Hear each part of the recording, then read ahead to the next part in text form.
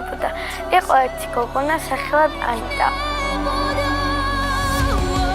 პირველად როცა სიმღერის ნიჭი შევნიშნეთ, ძალიან პატარა იყო, ყველა მელოდიას ყვებოდა, 2 წლისაც არ იქნებოდა ალბათ. ვუსმენდი სიმღერებს სახშირად იყო ჩართული, აი სულ ავყვებოდი, აი არ ვიცი რანაირად, უბრალოდ აი მისით შვებოდა რა. იყო შენზე ლალიო, მომწერე თვითკმა ვერ გაბედე.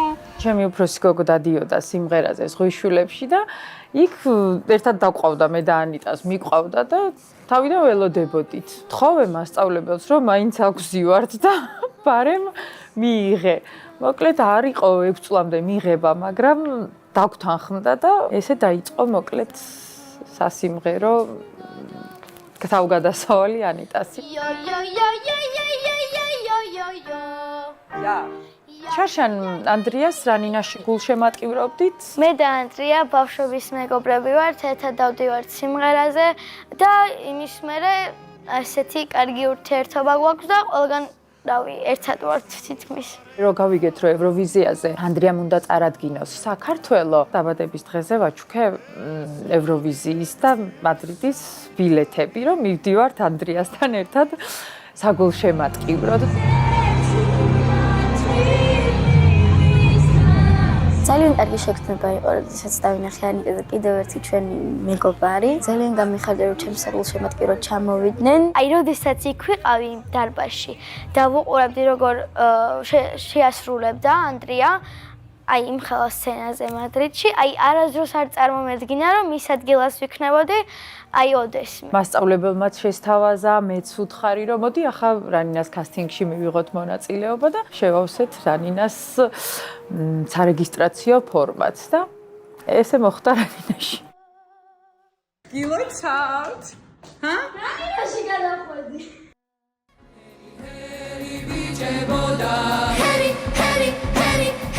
ყველაზე მნიშვნელოვანი არის, როდესაც მომღერალს შეუძლია პიანოზე, ანუ აი მაყურებლისთვის რო გასაგები იყოს, აი ხო, ხმამაღლა სიმღერა უფრო გამოსდით მომღერლებს, მაგრამ ძალიან უჭირთ აი ჩუმად სიმღერა, პიანოზე სიმღერა.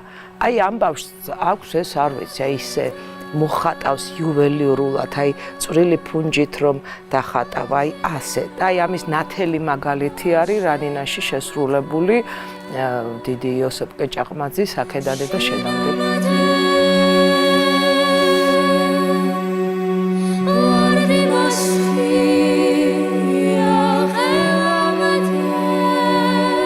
საოცრება არის ამ გოგოს ტექნიკური მხარე, აი როდესაც ტემპში რაღაცა აი ხვეული თუ რაღაცა აი ტექნიკური სირთულეებია სიმღერაში, ჩქარ ტემპში, ამის ნათელი მაგალითია უცხოურ ტურში, როდესაც ის იმღერა ბარბარა სტრეიზანდის რეპერტუარიდან სიმღერა, რომელიც თვითონ ბარბარა სტრეიზანდს მინდა გითხრათ ლაივში არასდროს არ უმღერია.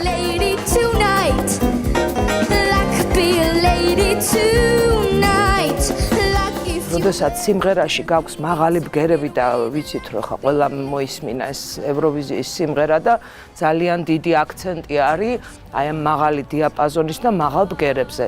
აი ეს არ უნდა უყვიროდეს მომღერალს.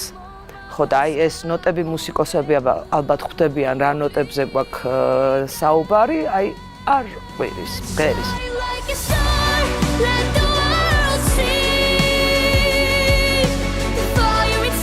ყველაზე ხშირად მეკითხებიან ერთ კითხვას, როგორი გოგოა ანიტა და სულ ვფიქრობ, რომ ზუსტად დავახასიათო ანიტა როგორი გოგოა. ანიტა არის სასწაული. ოღონდ მართლა საოცარი ენერგიის პატრონია, საოცარი ხალისიანია, მეგობრულია, ერთგულია, რასაც უყურებ.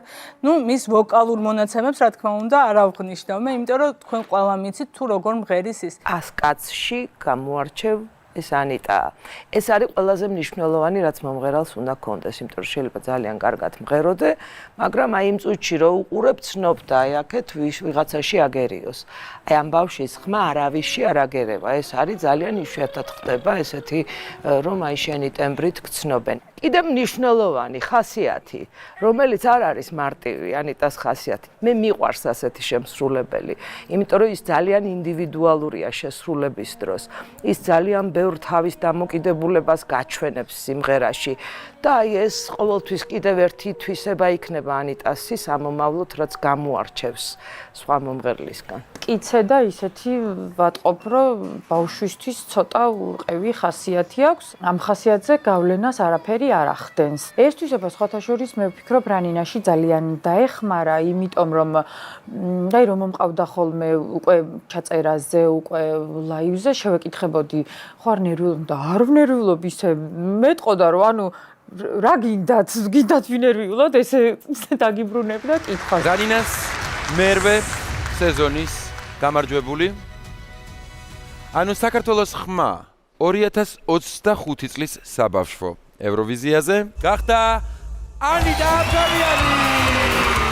როცა რანა გავიმარჯვე, ანუ რა თქმა უნდა გამიხარდა, მაგრამ თან შოკში ვიყავი, იმიტომ რომ ანუ არ მეკონა რა, რომ გავიმარჯვებდი და აი იქვე მანამდე ვერ მივხვდი, რომ რადგანაც რაინას ვიგებ, ესე იგი ევროვიზიაზე უნდა წარადგინო საქართველო.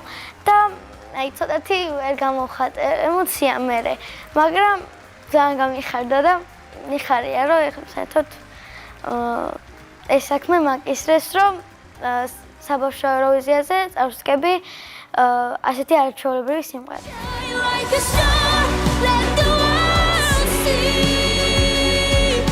პირველად რომ მივედი სიმღერის ავტორთან, გიგა კუხიანიძესთან, ცოტათი მეშინოდა, იმიტომ რომ არ ვიცოდი როგორი ხასიათის კაცი იყო და აი ცოტათი მეშინოდა, რომ ანუ მოვეწონებოდი თუ არა და მოკლედ დამისვა ესეთი შეკითხვა, ანუ როგორი წარმოგიდგენია შენი სიმღერა? გამომხედა ძალიან ძლიერი მეუბნება.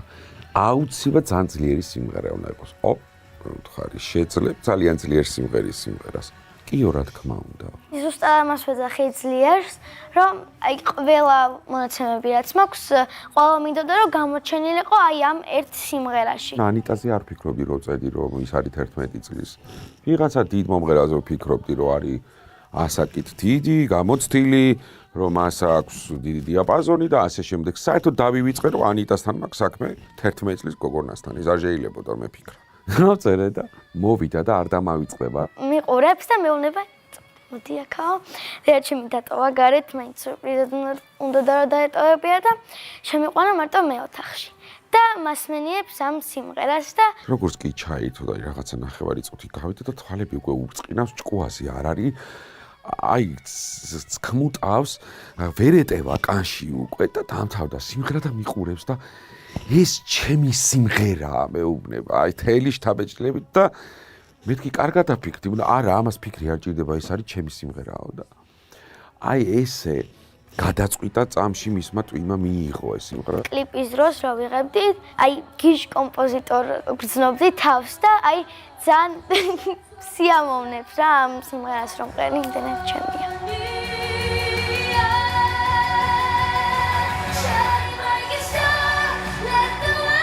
საბავშვო ევროვიზიას, როგორც დიდების ევროვიზიას, აქვს თავის წესები. მანამდე მაყურებელი იხილავს კონკურსანტს, აუცილებლად უნდა გამოვიდეს მისი ვიდეო რგოლი, სადაც პირველად იქნება შესრულებული სიმღერა. ამის შემდეგ უკვე იწყება მზადება თვითონ კონკურსისთვის.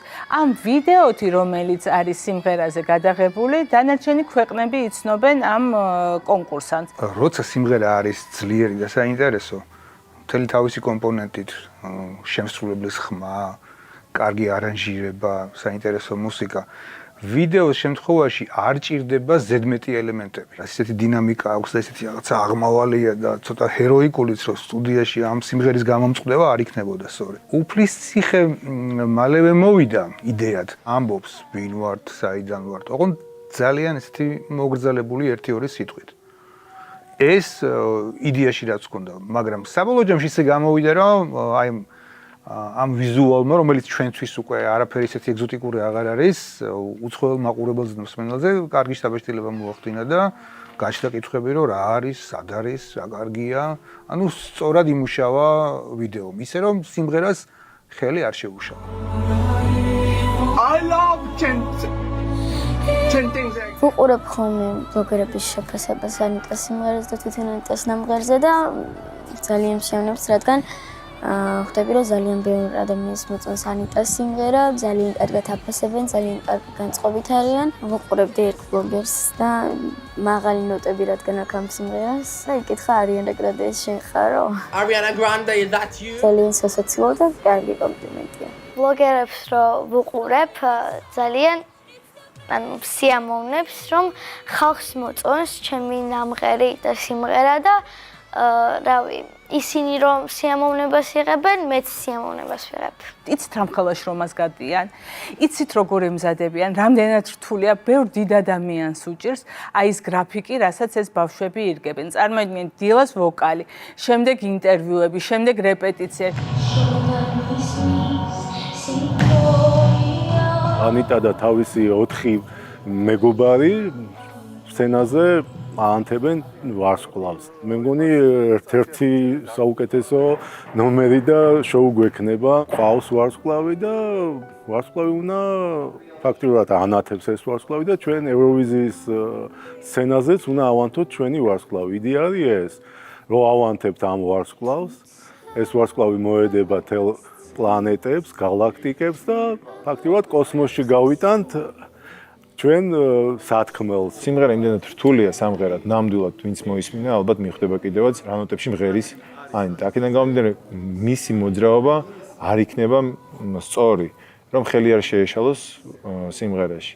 ამიტომ ვცდილობთ, რომ ანიტა მაქსიმალურად ნაკლებად ვამოძრაოთ და დატვირთვა გადავიდეს ფრინად მოცეკვავეებს. მინდა რომ იყოს მაქსიმალურად სანახაობრივი და იმედია რომ მოლოდინს გავამართლებ.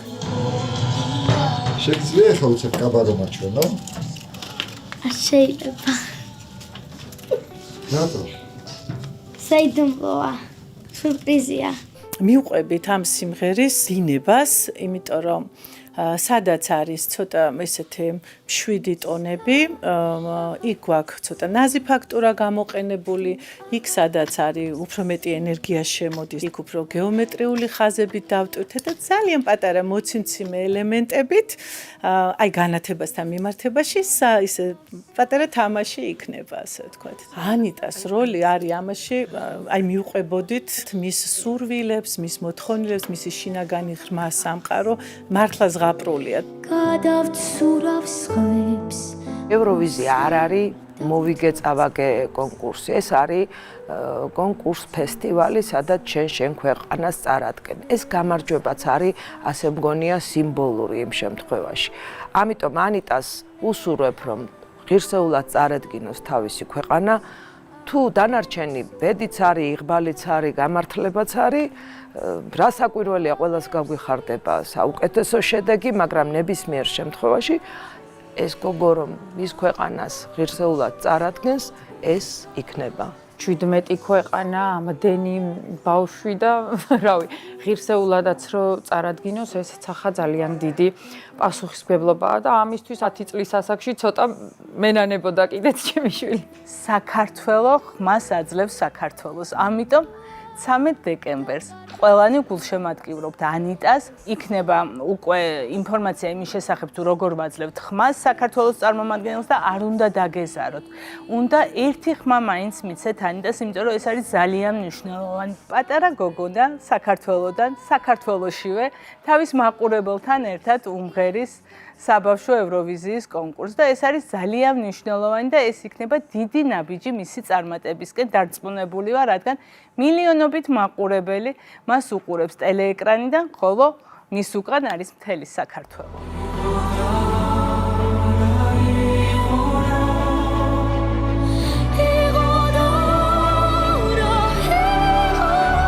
იყო და არა იყო რა ღვთის უკეთესი რა იქნებოდა. იყო ერთი გოგონა სახელად ანიტა, რომელსაც არასდროს ეკონა ამ ხელა სცენაზე რომ დადგებოდა, რომელიც საბავშვო ევროვიზიის სცენაა და იმედია ეს ზღაპარი კარგად დასრულდება.